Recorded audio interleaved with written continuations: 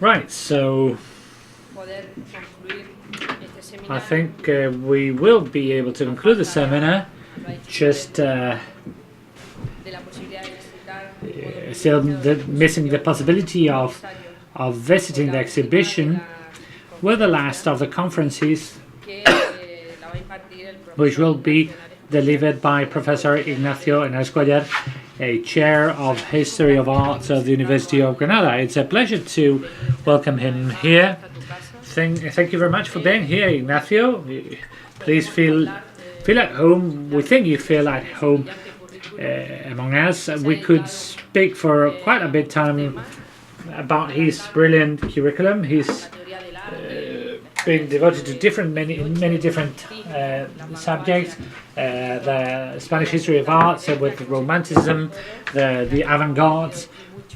Ignacio learns a lot from you, but also like to highlight something Ignacio has always shown, which is his commitment towards the history of art, heritage, etc. From the very beginning, when the regional government of Andalusia assumed the powers over heritage, he wanted to become involved in the Andalusian Commission of Heritage and Buildings. And not just us, Professor Henares is not just a brilliant art historian, but he's also a legal specialist. So his perspective helped for the first Andalusian law on cultural assets and cultural heritage to be a landmark in terms of the protection of our heritage. I would also like to highlight his going through the different advisory boards or the Alhambra. He was also a councilman at the Municipality of Granada, and he was also a deputy president for cultural activities of the University of Granada. Together with Rafael López Guzmán, he's dedicated quite a bit of his career to the Mudéjar style, and he's the author of wonderful books. I would like to highlight a few of his ideas from a book which is not a specialized work, even which was dedicated to the valorization of the art of the province of Granada. It was a work commissioned by the provincial government of Granada, and with that he laid the foundations of a series of ideas which have prevailed in time. I also consider him to be my master, my mentor, because he was one of my professors at the university. Thank you, Maria Almar, for your opinion. You're very generous, and of course I appreciate very much your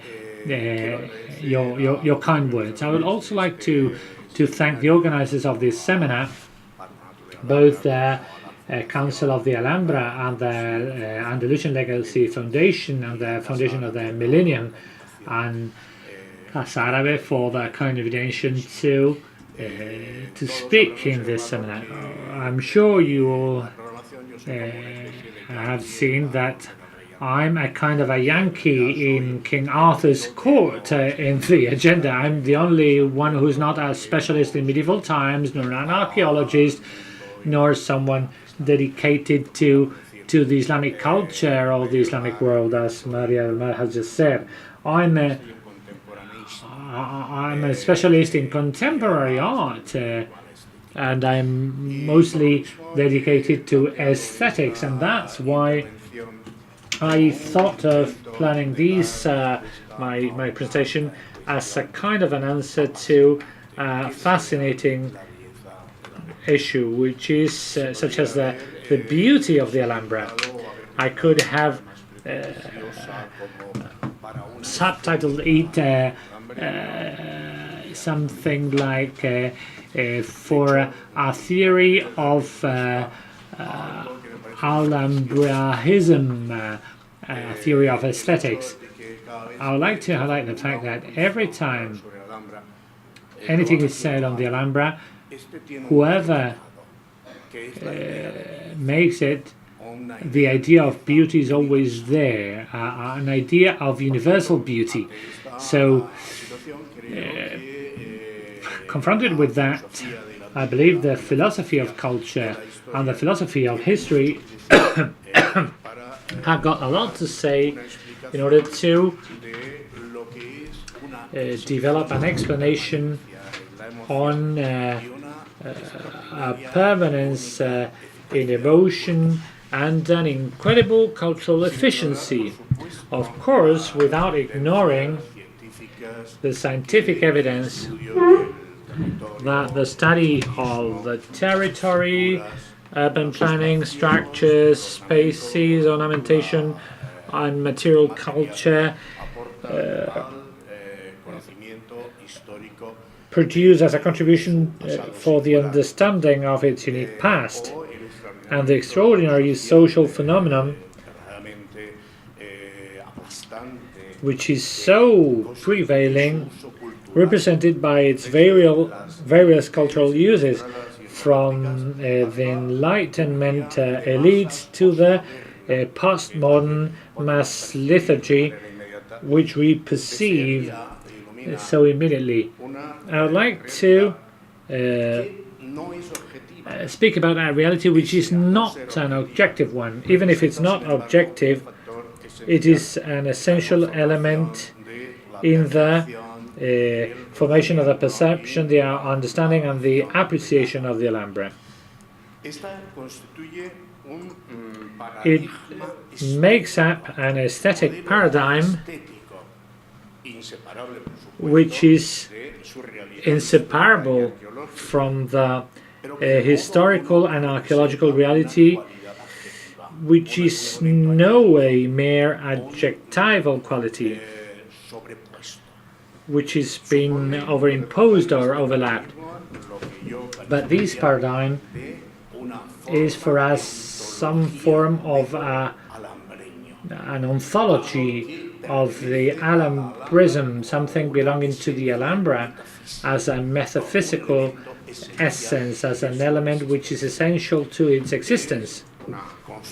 It is a construction, a poetic construction, philosophical, cultural construction, an immaterial and metaphysic reality, not inferior to the material reality, imposing material reality of the Alhambra, without which contemporary understanding of it would be impossible.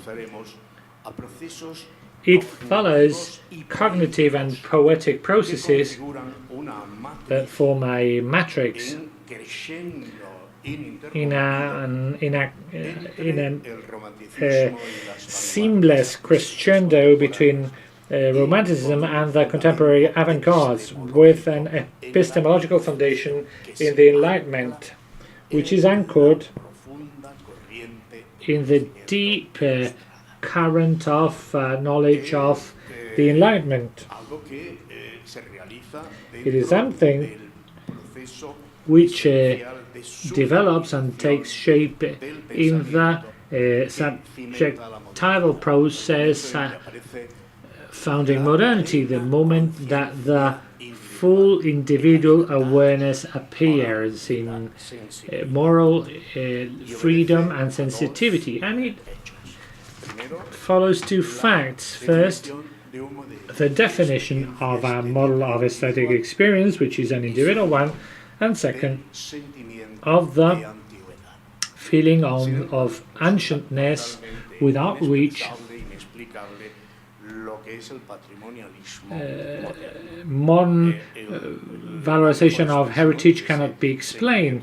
The best expression of that feeling is to be found in the book by Riegel, in the modern cultivation of monuments. Essentially, is that in both senses, the history of appreciation, of modern appreciation of the Alhambra, from the illustration to the avant-gardes, would be a true Treatise of Applied Aesthetics, and in the pre-Enlightenment period,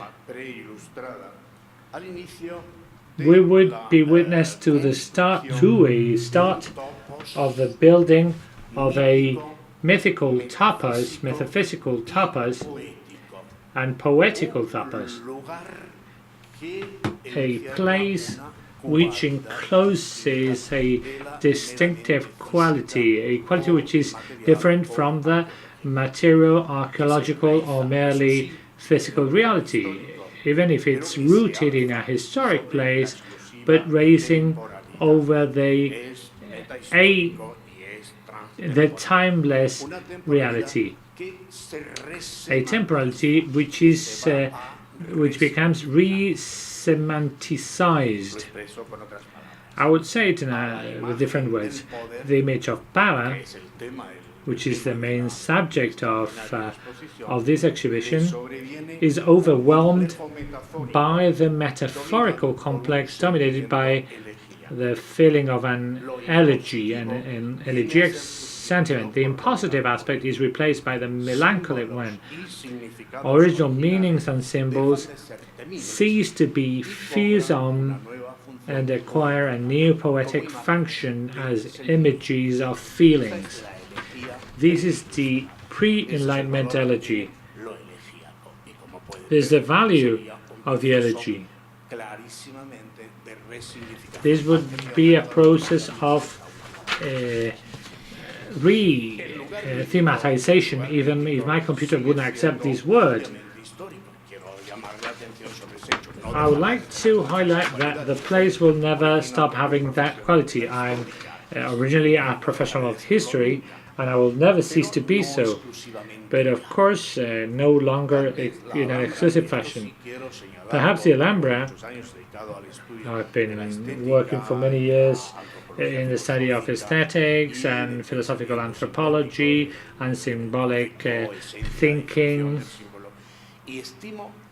and I believe that the Alhambra probably is the highest and most efficient model of the symbolization of a pre-existing space in the world, while preserving its historical qualities, while it becomes some kind of a genesis, a sensitive model of origin, of what it is primitive and essential, a true metaphysical locus.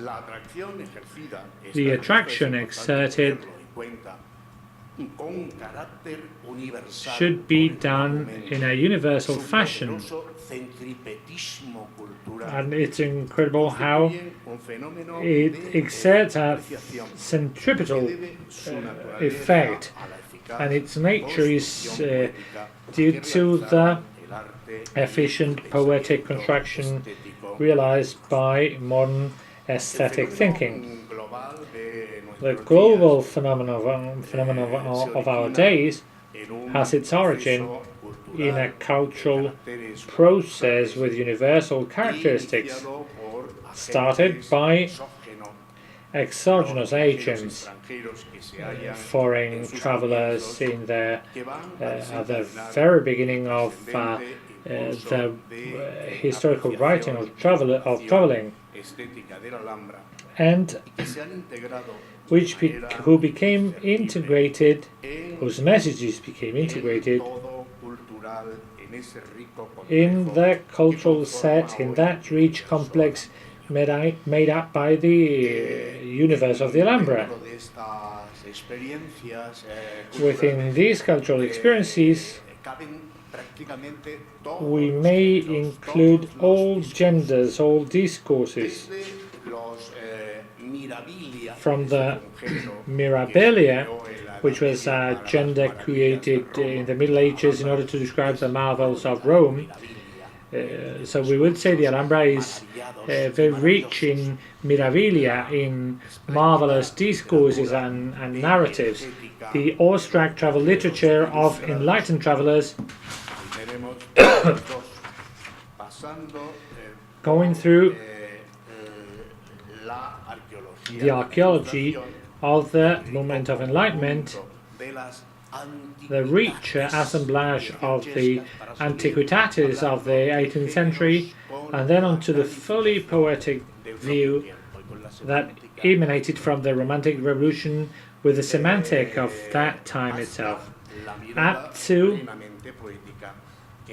the truly poetic discourse of the Romantic Revolution, which generated the image and the idea of the enchanted palace, the charmed palace, as it was published by Tony Abraquejo, starting from the new aesthetic categories.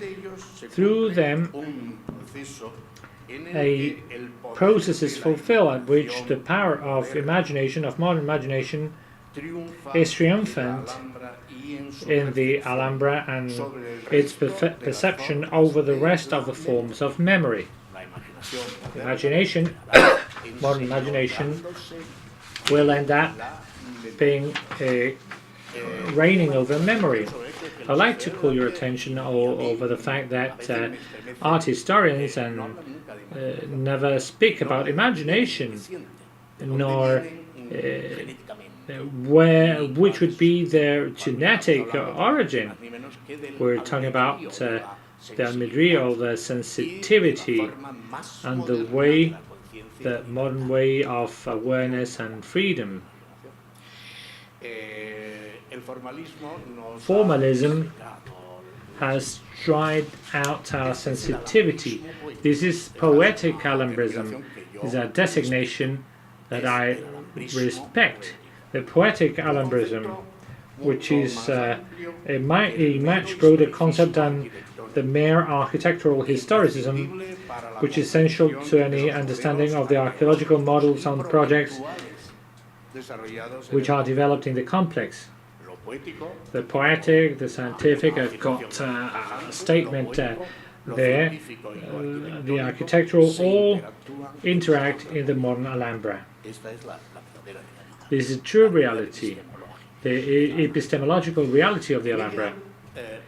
There, out of the strength of its rich landscape, archaeological, constructive and ornamental heritage on the one side, and also because of the transcendence of the force of the artistic creation and understanding, it generates means joining together two realities. One of them, which is material, tangible, the architectural paradigm, or the one represented by an exceptional territory. The other one, not less real. We've got to distinguish between objective and reality. There's a reality which is not material. That is hegemonized by imagination over objectiveness, and it is the poetic paradigm. So we should consider within a complex system the complementary stories of knowledge and preservation on the one side, and the creation and artistic appreciation on the other hand. They cannot be distinguished. They cannot be considered as divergent. They are fully intrinsic on the one and on the other side. If we follow Contreras, Tendoya and Torres Olvas, who are quoted as the acting look, we should remember Chateaubriand, Schoenberg, and Ford or Roberts, Owen Jones, Laurent, Rossignol, Sorolla, and Matisse. There's a paragraph here which is intends to be very respectful, but which sounds as a paradox. the suggestive memory of remote Ziri or Nasrid Emirates. For most of the of those who loved the Alhambra in the 19th century, illuminated by historical knowledge and archaeological criticism, and the conception and image of it as a political power. So, testimonies are produced on a poetic construct that created the universal idea of the beautiful Alhambra, the beauty of the Alhambra, its perception, and the modern understanding of the monument. There's no confrontation, but I wanted to make this circumstance clear. The poetic paradigm conditions the different historic moment of knowledge and the preservation of the city of the Alhambra. The redesigning of the meaning of each in modernity stems from a complex and valuable artistic hermeneutics on the monument and also stemming from it. The poetic revolution of the Romantic period, that's why this picture, this drawing by Lewis is so valuable, gave back life to the fortress once the military and courtesan functions were lost after the context. And an incredible show was offered of a ruin inhabited by a picturesque and heterogeneous population. The new circumstances built on top of our vast experience of valorization and artistic expression, of which the different expressive models gathered together in the sample are a significant testimony. The extension of this conference would allow to tell about the significance that for the intellectual mind and the artistic creation this phenomenon has, a phenomenon I would refer to as poetic Alhambrism.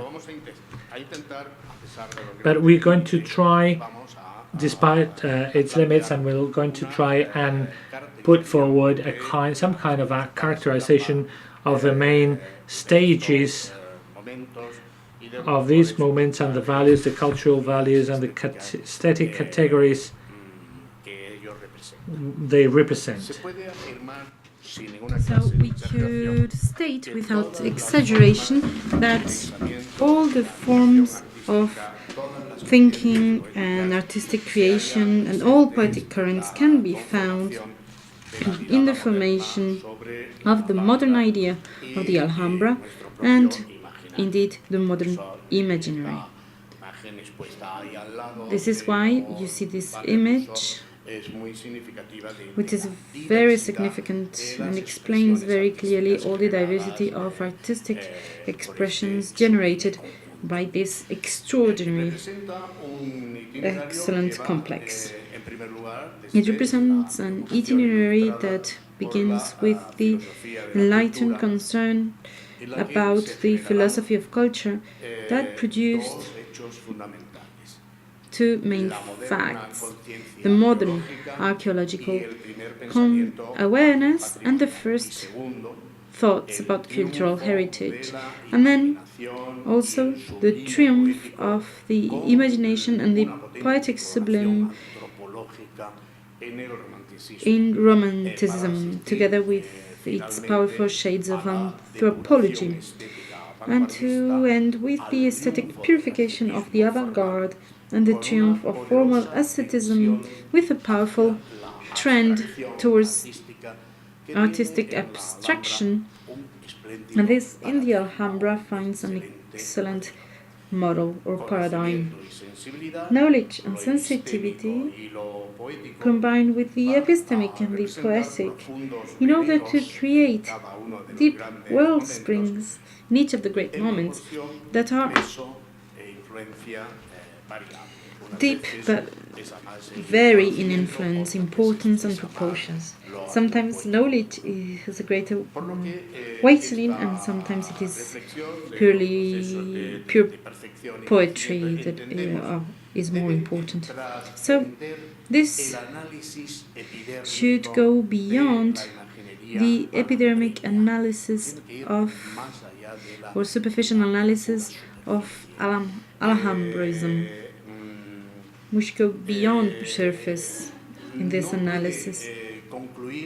It cannot lead to a judgment of stylistic issues or quotations, or it shouldn't lead to the evaluation of whether the representation is more or less loyal, and it must form a critical judgment of the imaginary that formed the base of the modern poetic paradigm of the Alhambra, its structures and values, so that its objects are thus considered as authentic cultural facts.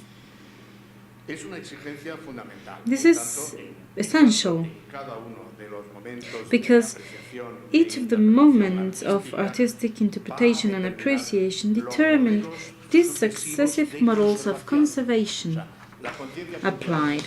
So the cultural awareness we have will determine the conservation tensions and the strategies used for conservation. And this has been proven going from the classicism to stylistic restoration and finally scientific conservation. In this way, the artistic understanding takes into account all the social and cultural forms of appreciating the Alhambra and all the different conservation actions in it. In the 18th century, we will see that the epistemic tension will be decisive. So this epistemic tension will be decisive in the modern rediscovery of the Alhambra. Although the monument was never forgotten by the wide variety of travelers and writers who visited from the 16th century, but it will be placed in the focus of the discussion animating the debate about culture. The 18th century is a moment where there is an epistemological fight, where there is a conflict that has led to our modern idea of culture.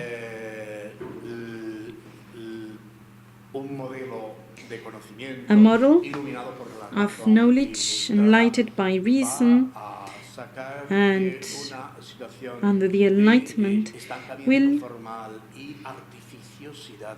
will get a Western culture out of a stagnation moment.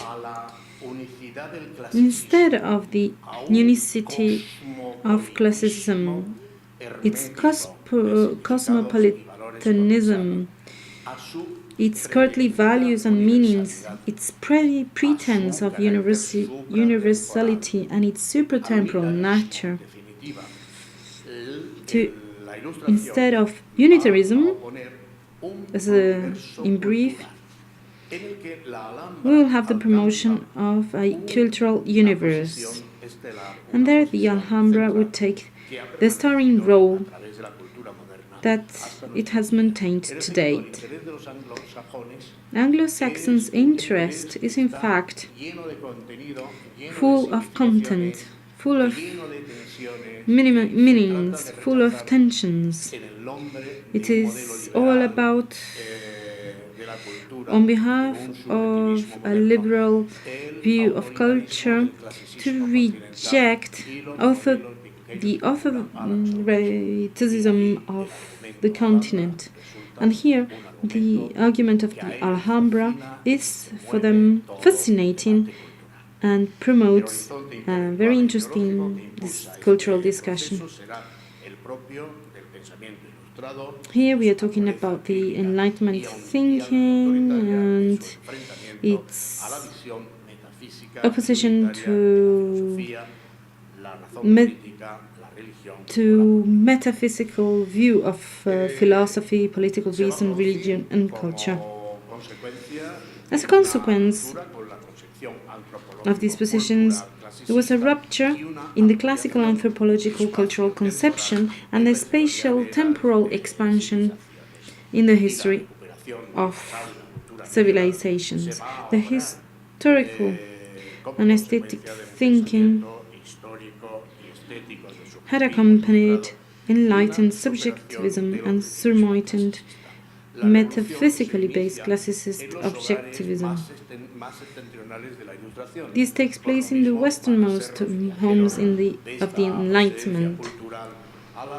First, travelers from this part of the world to the Alhambra contributed to the creation of a new, modern matrix of appreciating and understanding the Alhambra. Henry Swinburne, Twiss, Kavanagh, Murphy, Owen Jones, etc.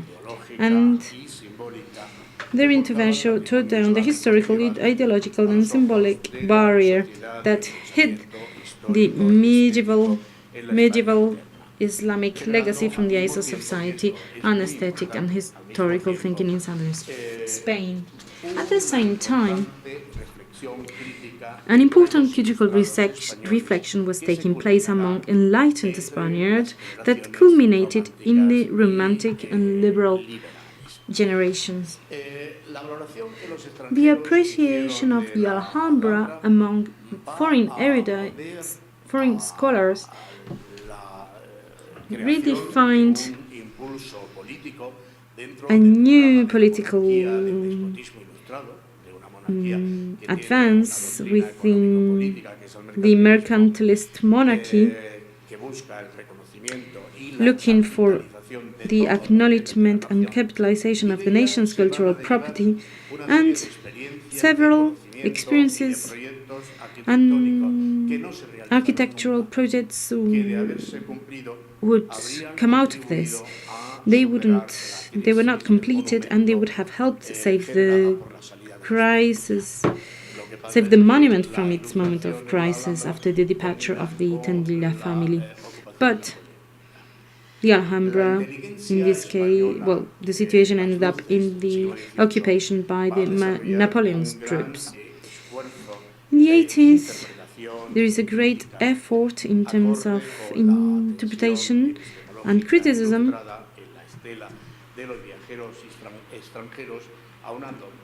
in the wake of foreign visits, adding an embryonic national sentiment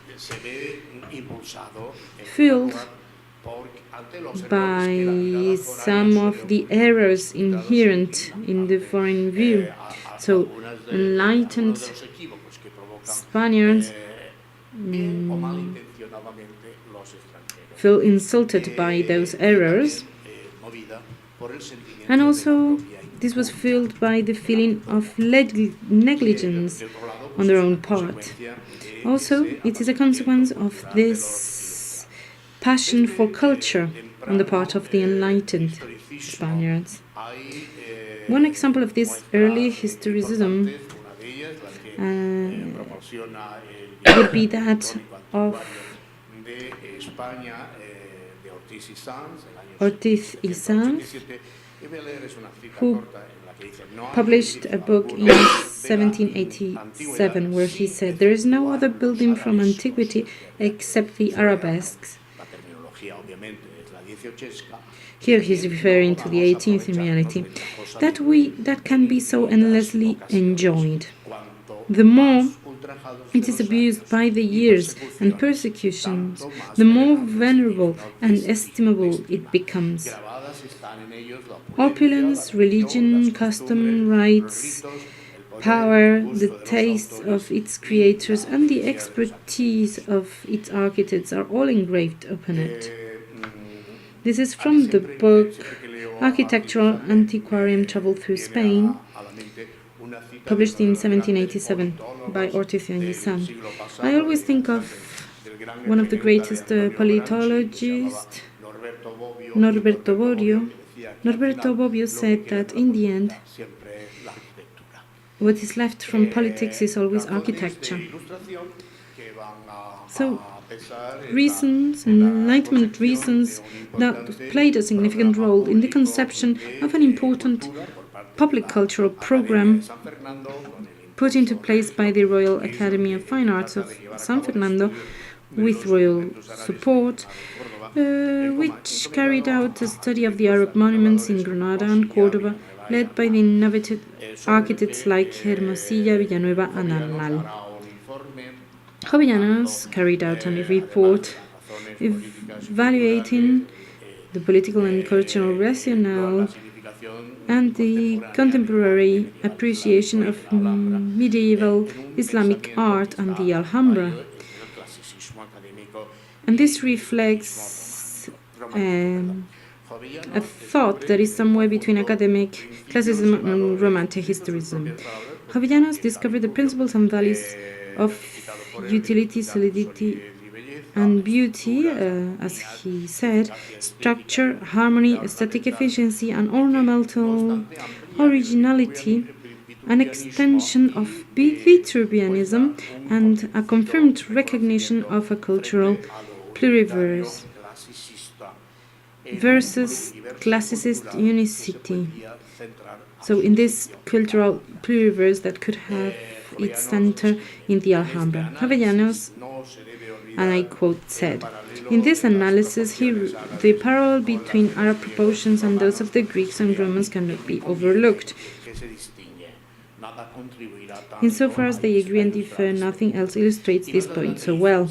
Later he says, "If we knew more about the architecture called Gothic, I would also propose a parallel between that and the architecture of the Arabs, confirming a conjecture I formed a long time ago, that for reasons that are beyond the scope of this report, German or Gothic architecture is the legitimate child of the Arab and took its principles immediately from that source."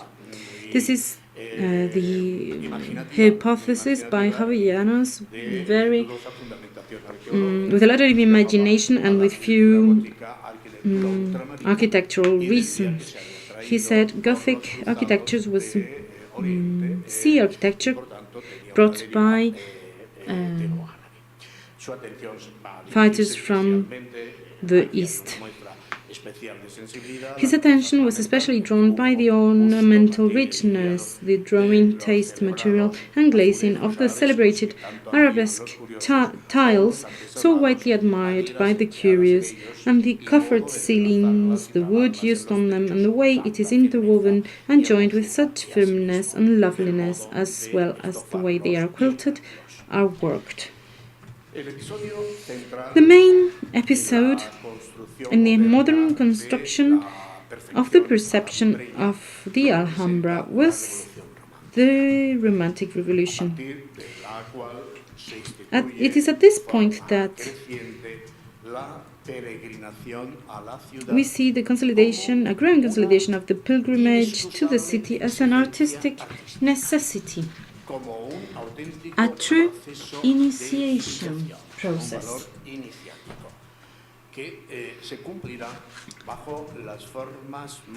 And this need will be met in many ways, from the most superficial to the subtlest expressions. And this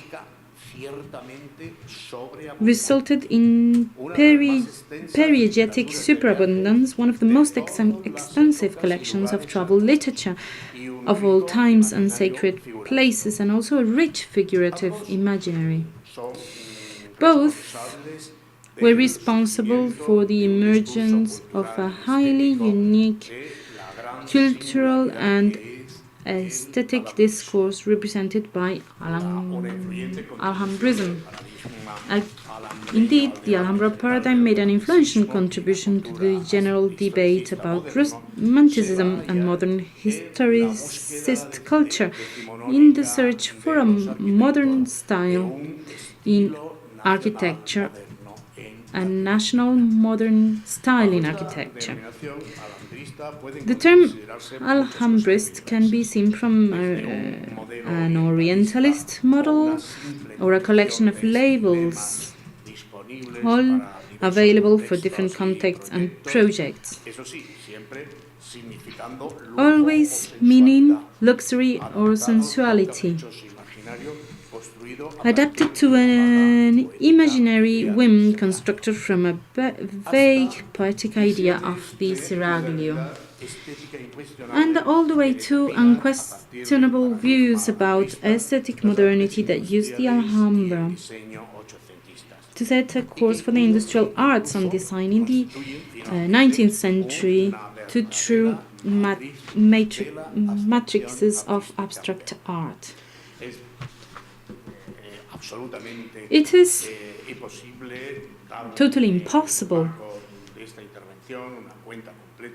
to offer a comprehensive account of the writers and artists and literary and figurative creations that make up the poetic construction of the Alhambra in Romanticism in this lecture, as they include a vast movement of artistic representation and perception that initiated modernity. One important fact we should remember, nevertheless, is that its personalities, thinking and works have benefited from numerous occasions from critical fortune and have been recognized after long periods of oblivion and being overlooked, precisely because of the attention they paid to the monument. Part of their critical fortune comes from the Alhambra. Part of their recognition comes from the Alhambra. The Alhambra is very generous. It is an extension of its uniqueness and aesthetic grandeur, which has been responsible for the reappraisal of these travelers and artists in a very beneficial way.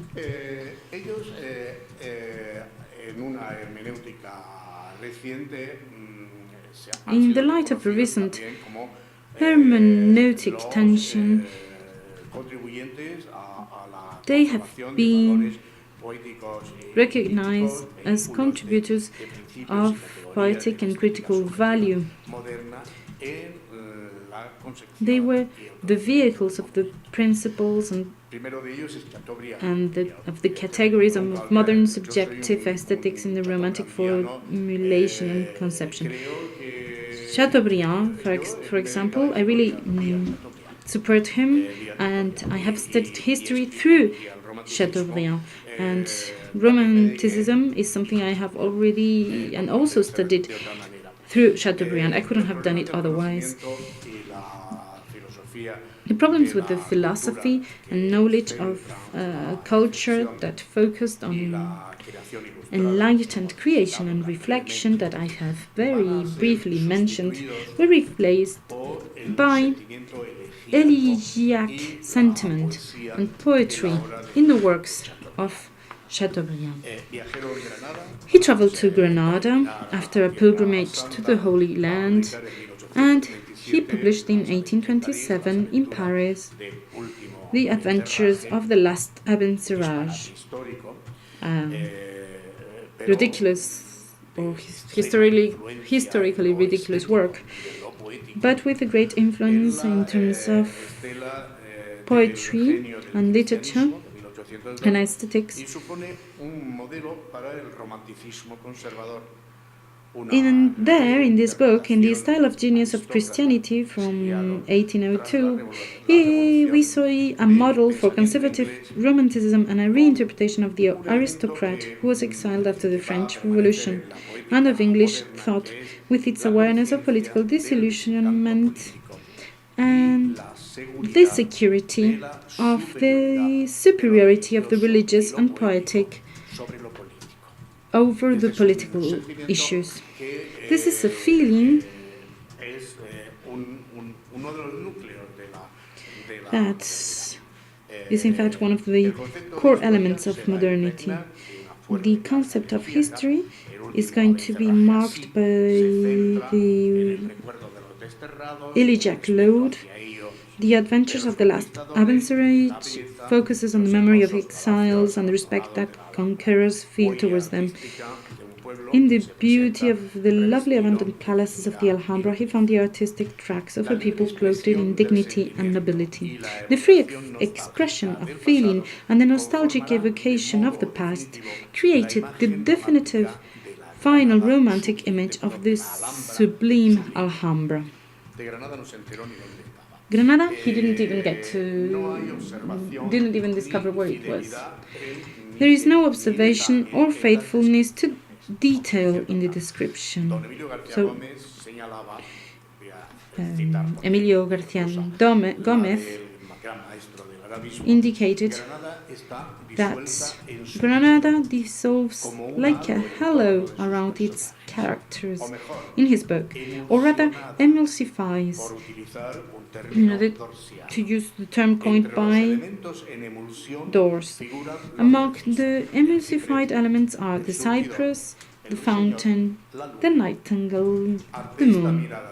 Under this distracted gaze, the little lobed arches seem whimsically Gothic. So, referring to the Silla del Moro building. But all these things must be read with attention. Hermeneutic is also a special word for me. Sometimes very special. We need to go beyond that. And we need to understand that his extraordinary influence on the distinguished group of French Romantic artists and travelers gives Chateaubriand a place of honor in the construction of a romantic Alhambra matrix. Because of his capacity to convert the imposing Aulic city into essential emotion and poetic atmosphere.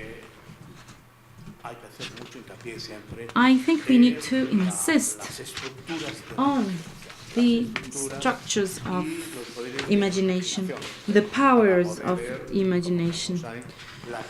As you all know, it is the queen of all skills. Another extraordinary Anglo-Saxon writer, and fairly excluded from the English language literary canon for too long, he was in fact the first professional writer who was born in the US. And he owes his long-lasting esteem and growing reappraisal to his writings on the Alhambra, where he represents the most influential of all the paradigms. And a few years ago, the Alhambra asked me to organize an international symposium in this same room with several international experts in order to commemorate the 100 years of his death, and this is Washington Irving. So here he developed a model that brought together history, fiction, myth, folklore, and poetry, all discourses that would later be differentiated, but at the time they were all together. We separated them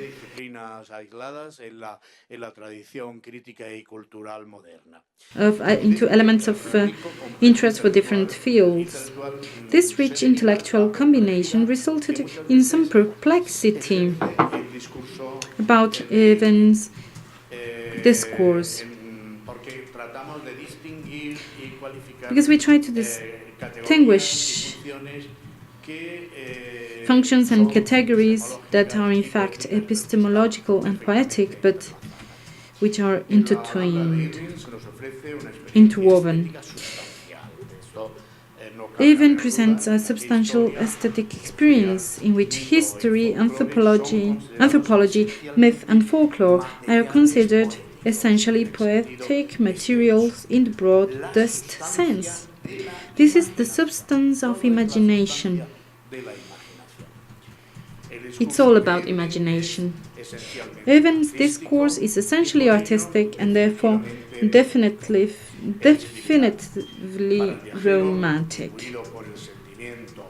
He wrote to the traveller, imbued with a feeling for the historical and poetical so inseparably intertwined in the annals of Romantic Spain. The Alhambra is as much an object of devotion as is the Kaaba to all true Muslims. How many legends and traditions, true and fabulous, how many songs and ballads, Arabian and Spanish, of love and war and chivalry are associated with this Oriental palace.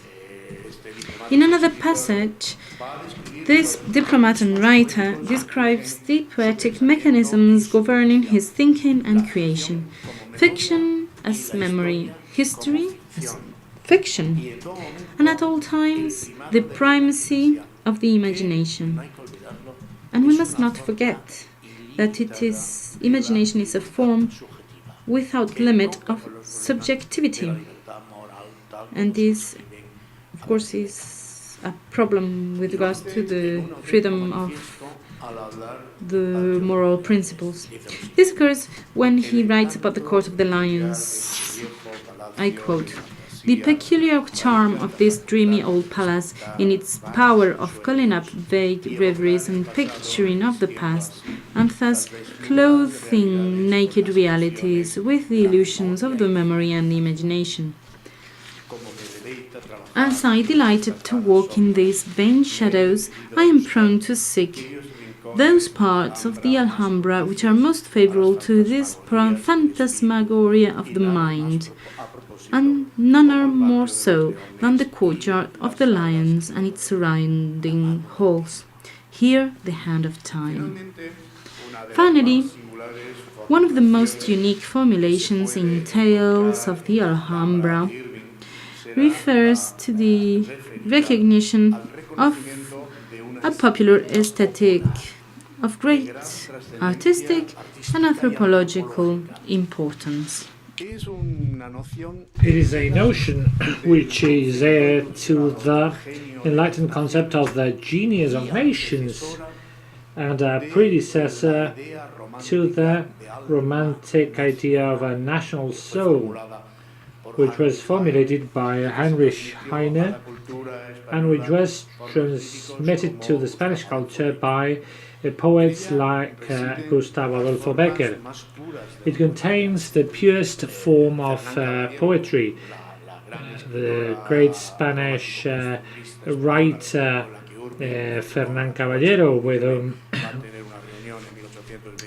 Washington Irving met in 1838, meant that this poetic model became something or a method designated to communicate impressions of daily life, and something else to make reality, poetic reality, without altering it. This context, this is the last passage, the last quotation I'll make from Irving, is the passage in which the American writer describes walking around the Alhambra with his guide, with a view of Sierra Nevada and the description of the reaction of him when watching night fall over the mountain. And he says, "I've often remarked this sensitivity of the common people of Spain to the charms of natural objects, the shine of a star, the beauty or fragrance of a flower, the crystal purity of a fountain. All these would inspire them with some kind of a poetical delight. And then, what beautiful and euphonious words they say in a magnificent language, which would give utterance to their transports. This is one of the most, the happiest categories of the Anglo-Saxon aesthetics of the 19th century. The romantic poetic construction had an extraordinary aesthetic efficiency and determined artistic modernity up to the first avant-garde artists. As I had anticipated before, it is impossible to discuss such an enormous panorama here with a contribution of all sorts of travelers and writers from many places. None among Orientalists designated as none of them could abstain from checking the prestigious model or follow the main speeches that were developed by the builders of the Alhambran paradigm, the significance with regards to definition of a modern horizon of culture and design. It can be checked through the contributions by Owen Johns and the attraction it held over neo-artistic techniques and the extraordinary photography of Jean Laurent, amongst others. Both of them were the subject of recent exhibitions in the Alhambra. There's also an interest to show the modern Alhambra and its meaning. The permanence and renewal of the paradigm can be perceived in artists who contributed, aesthetically speaking, to overcoming the 19th century and purifying it of academicism and historicism. The Alhambra, because of its poetic nature, its powerful poetic nature, for modernity, will mean an extremely vivid source of inspiration. That could be seen the exhibitions dedicated to Sorolla and Matisse and the artistic relationship with the Alhambra. And in both cases, it meant an itinerary of its own to the essential artistic form and the aesthetic purity, and releasing the rich poetic matrix from superfluous manifestations. And there, finally, we have got the avant-garde viewpoint with the rich romantic roots tapped from the romantic tree, and it testifies to the permanence of the aesthetic emotion. What's most important and what led me to write these lines was the prevalence in the emotion which the Alhambra means or represents.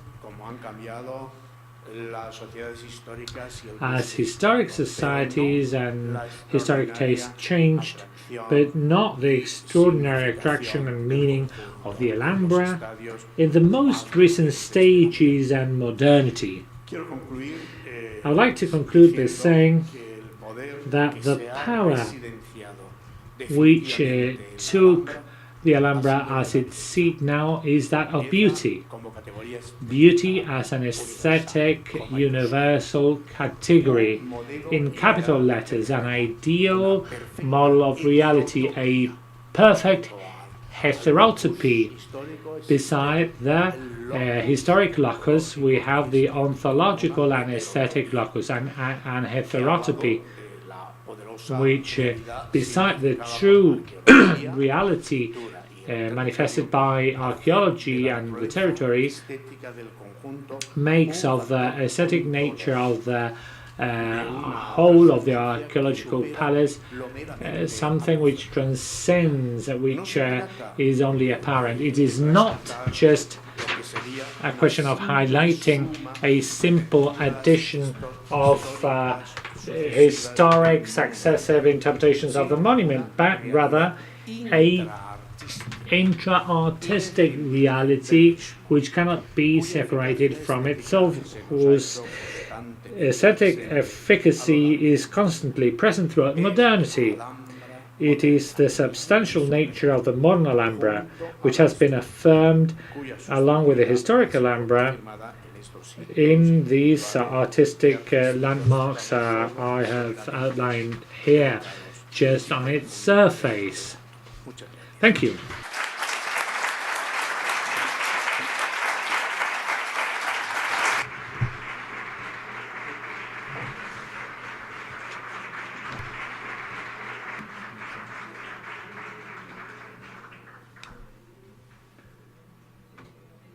Al coordinador del seminario, I would Rafael, like por si to ask quiere. the seminar's coordinator, Rafael, to come up and sit with us.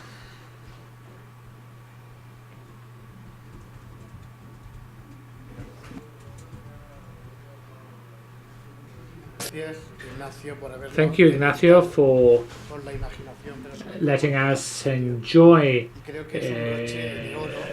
imagination, and I think it's some kind of a final brush to this conference cycle. You highlight aspects which have been made apparent in the exhibition, but also it's framed in the transfer of knowledge, the idea of transfer of knowledge, something we will be able to enjoy in the afternoon or tomorrow.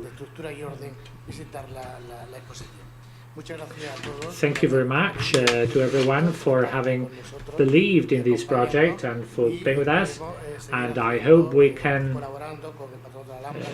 still cooperate with Casa Árabe, the Andalusian Legacy Foundation, the Millennium Foundation, and the Council of the Alhambra. We are already working on the exhibition for the second millennium of Granada. So I'd like to thank all of you who have cooperated, and this concept of cultural activities, I think, is very beneficial to us all. So we will meet again this afternoon or in the morning, according to what the instructions that Isabel is going to give us. Thank you.